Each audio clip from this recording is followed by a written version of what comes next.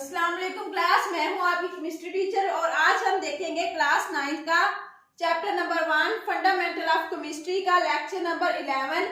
और आज का हमारा टॉपिक है difference between mass number and atomic number. And next हम देखेंगे रिलेटिव एटॉमिक मास क्या होता है और एएमयू क्या होता है, एटॉमिक मास यूनिट क्या होता है, तो इसके बारे में स्टडी करेंगे।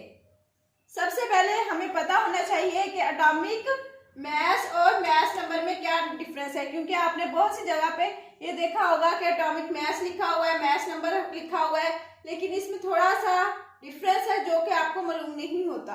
तो सबसे पहले एटॉमिक मास क्या होता है कि किसी भी एलिमेंट के एवरेज मास को हम एटॉमिक मास कहते हैं। और मास नंबर क्या होता है हमारे पास, सम ऑफ प्रोटॉन और न्यूट्रॉन, न्यूट्रॉन और प्रोटॉन का सम मास नंबर कहलाता है। जो एटॉमिक मास होता है वो किस पे बेस कर रहा होता है, वो relative natural abundance of elements isotopes, और एलिमेंट्स के आइसोटॉप्स पे बेस कर रहा होता है एटॉमिक मास। इसमें हम देखते हैं कि मास नंबर को हम रिप्रेजेंट करते हैं, इसको कैलकुलेट करते हैं G = A + N, इसके साथ हम इसको कैलकुलेट करते हैं। ये आपने प्रीवियस लेक्चर में इसको एटॉमिक नंबर और मास नंबर में जब डिफरेंस बताया था वहां पे आपने इसको थॉरोली पढ़ा है। तो आज हम एटॉमिक मास और मास नंबर को देख रहे हैं, तो इस वजह से इन दोनों में जो डिफरेंस आ रहा है मैं उसको रख रही हूँ सामने। तो एटॉमिक मास क्या होता है, is not symbolise as such. ये देखें, इसको हम जो है मास नंबर को एक सिंबलाइज करने का एक तरीका होता है कि कार्बन जैसे कोई एलिमेंट है उसके ऊपर आता है मास, हमेशा लेफ्ट कॉर्नर पे आता है, किसी भी एलिमेंट के लेफ्ट कॉर्नर पे मास नंबर हम लिखते हैं। लेकिन एटॉमिक मास में ऐसा कोई प्रोसेस नहीं होता, ना ही इनको सिंबलाइज किया जाता है। It is generally useful during specific calculation. ये स्पेसिफिक कैलकुलेशन के मतलब यहाँ पे होते हैं कि स्पेसिफिक जितनी दी है एग्जैक्ट सेम टू सेम, जैसे सोडियम की होती है 22.990, लेकिन हम जो है मास नंबर में ये कह देते हैं कि सोडियम जो है अप्रोक्सीमेटली 23 है, कि इसको राउंड ऑफ कर दिया। लेकिन एटॉमिक मास में हम राउंड ऑफ नहीं करेंगे, उसकी स्पेसिफिक वैल्यूज देंगे, और इसमें हम इसको easier to use for general purpose, किसी भी पर्पस के लिए हम उसको राउंड ऑफ करके उसको कर देंगे। वो इतना छोटा होता है कि उसको हम डिटरमाइन नहीं कर सकते। इसके लिए हमने इंस्ट्रूमेंट बनाए हैं to determine the ratio of atomic mass of various element to that of carbon 12। हमने कार्बन 12 को हमने एक कंसीडर किया, एक स्टैंडर्ड कंसीडर किया है, और उससे हम इसको मास को जो है वो मालूम कर सकते हैं, डिटरमाइन कर सकते हैं। तो जो रेशियो होती है उसको हम रिलेटिव एटॉमिक मास कहते हैं। जो रेशियो होती है atomic mass of various element to that of carbon 12 is known as relative atomic mass. इसको हम कुछ इस तरह डिफाइन करेंगे कि average mass of atom of that element as compare to 1/12 the mass of an atom of carbon 12।